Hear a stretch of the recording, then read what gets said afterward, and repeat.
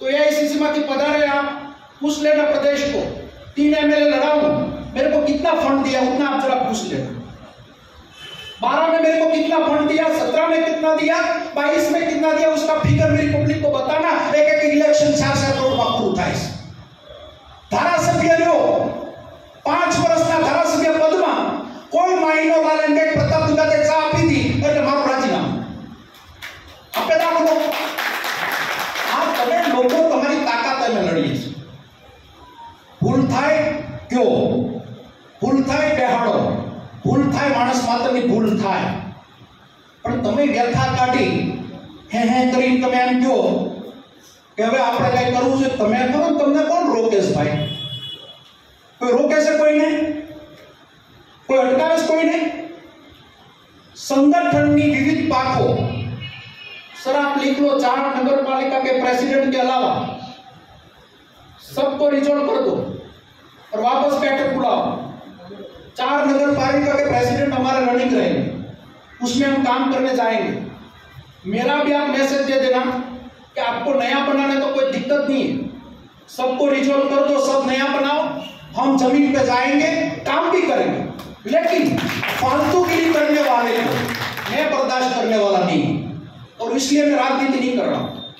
राजनीति में कांग्रेस पार्टी हो या पब्लिक की हो, सेवा के लिए मैं कर रहा हूं।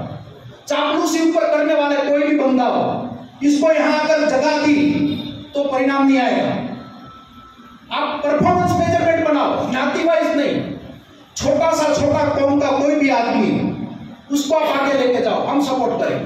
छोटा सा गरीब से गरीब आदमी उसको आप सपोर्ट करो, हम आपके सपोर्ट में खड़ा रहेंगे, लेकिन काम करने वाले को आप आगे लेके जाओ। ऊपर राजीव सातव जाने के बाद मैं कभी आया भी नहीं दिल्ली गया हूं, नहीं प्रदेश में गया।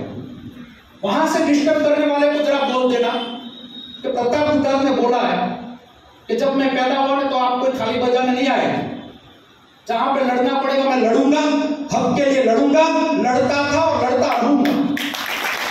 रही बात आपको सपोर्ट करने की, मैं आपको जिम्मेदारी के साथ बताता हूं, जहां पे भी आप आदेश करेंगे तन मन धन से पूरा टाइम दूंगा।